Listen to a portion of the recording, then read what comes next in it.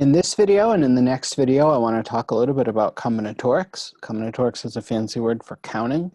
The reason why we want to talk about combinatorics is I want to think a little bit more about probability.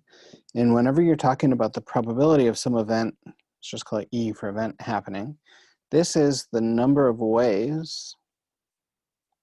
So the probability that E occurs is the number of ways that E can occur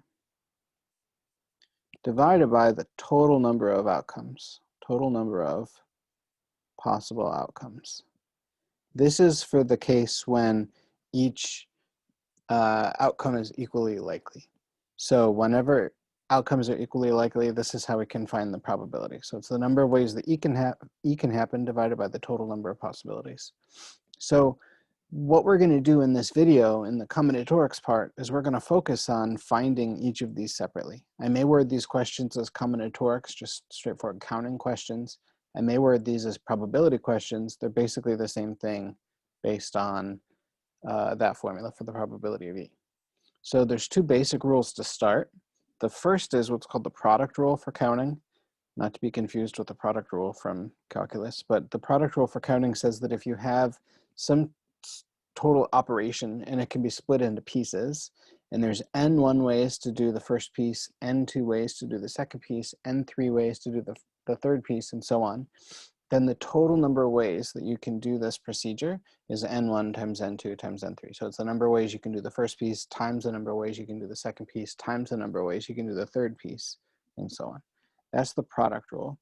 So the way I like to think about this is, let's say you just have 3 shirts and 2 pair of pants, and you want to make an outfit from those pieces of clothing, and you want to know how many outfits can you make. Well, you have 3 choices for shirts, and then for each choice of shirt you have 2 pair of pants, so you have 2 options there.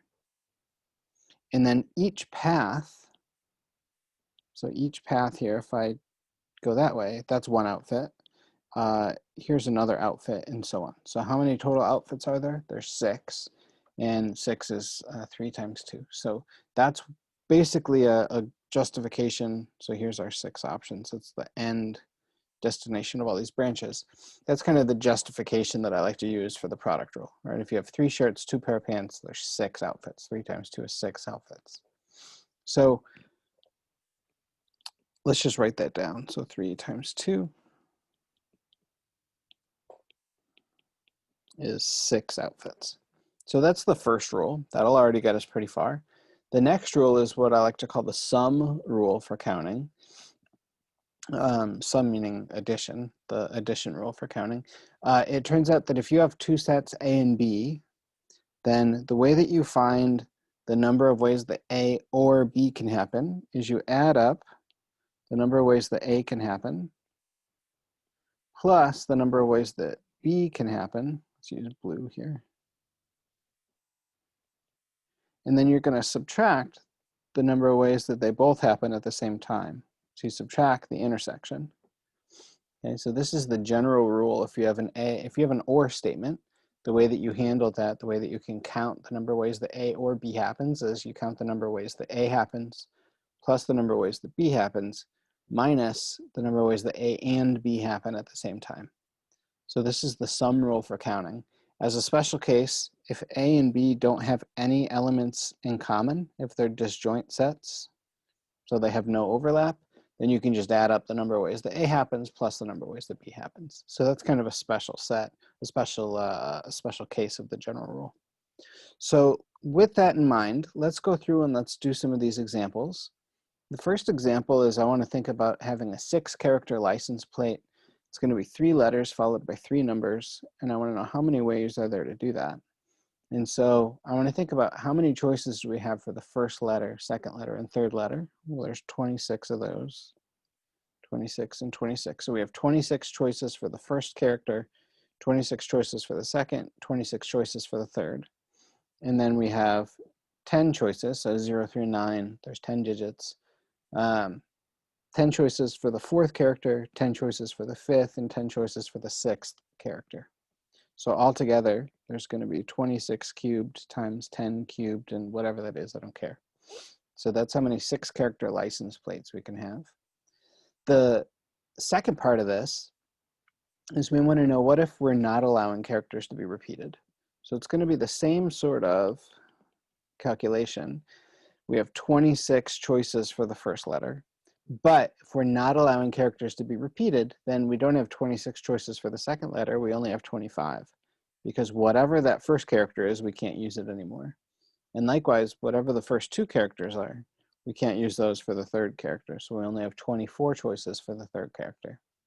And likewise, we have 10 choices for the first digit, 9 for the second digit, 8 for the third digit. And again, whatever that is, I don't have a nice way to write this, or at least not yet. Times 10 times 9 times 8. So that's the number of 6-character license plates where we have 3 letters followed by 3 numbers, and we're adding the restriction that no character can be repeated. That's the product rule in a nutshell. I don't really have too much more to say about that. The next example I want to do is from a standard deck of cards. So just as a reminder, standard deck of cards is 52 cards split into 4 suits. So the 4 suits are clubs, diamonds, hearts, and spades.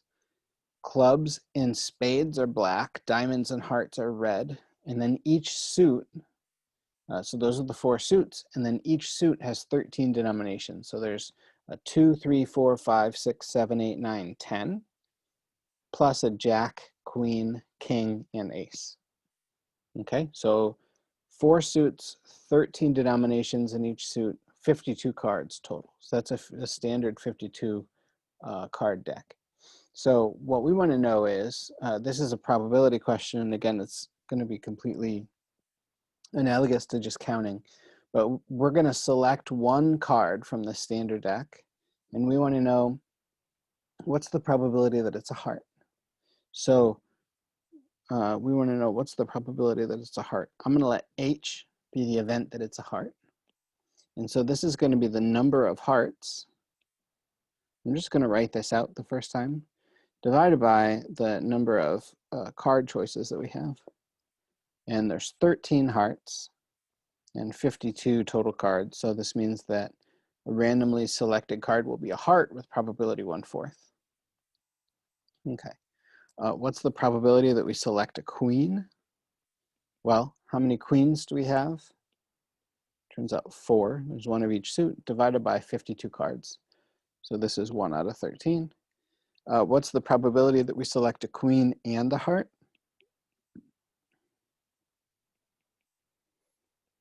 How many cards are queens and hearts? 1. Queen of hearts out of 52. A queen or a heart. So what we're going to do here is we're going to calculate the probability that we select a queen or a heart.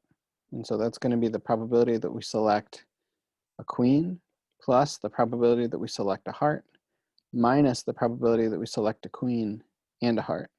Notice that the rule that we had up above was actually for counting, but the same rule works for probability for the same reason, just because if we take each of the, so if we take this previous example and divide each of these by the total size of the sample space, you turn counting sets into probabilities. So really the same rule is going to work for probabilities. So we already have found these. The probability that we select a queen is 4 out of 52. The probability that we select a heart is 13 out of 52. We're subtracting, we're overcounting the queen of hearts. And so that's going to be 17 minus 1 is 16 over 52. And that's 4 over 13 if you're into simplifying, I don't care. So probability 4/13 that you'll select a queen or a heart.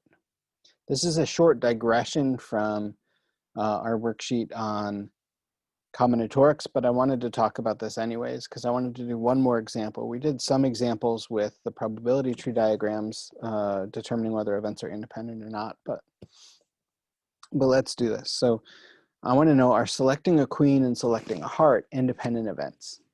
To test whether anything's independent or not, we had a formula for that. So what we want to do is we want to compute, we want to know are the probability of Q and the probability of Q given H, or yeah, so the probability of Q given H, are they equal? Okay, so are these two sets equal? Let me write this a little better. So are those two probabilities equal? And so we have to compute each of these probabilities. Now, of course, we computed the probability of selecting a queen. We already know that the probability of selecting a queen was 1 out of 13. Okay, that we did in part 2. And so now we just have to compute what's the probability that we select a queen, given that we know we've selected a heart. And so for conditional probabilities, we have our formula that this is the probability of Q and H divided by the probability of H.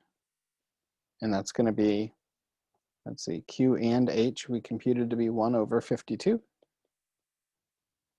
The probability of H is 13 over 52. And so if we divide those, it turns out we get 1 over 13. So are those two probabilities equal? Yes. Yes, they are. And so it turns out, are they independent events? Yes. Okay. Q and H, let me write this just so this is clear what we're saying here. Q and H are independent. Okay, and the way I want you to think about this is that if you were to randomly select a card and you want to know what's the probability that it's a queen, well, that's 4 out of 52. Okay, so that's 1 out of 13. On the other hand, if you know ahead of time that the card that you've selected is a heart, so there's no way you've selected a club or a diamond or a spade, you know it's a heart. And then you want to know, given that it's a heart, what's the probability that we've selected a queen? It's still 1 out of 13 or 4 out of 52. So knowing that extra bit of information doesn't change the prior probability. Okay, so these are independent events. In the next video, we'll talk about arranging and choosing sets.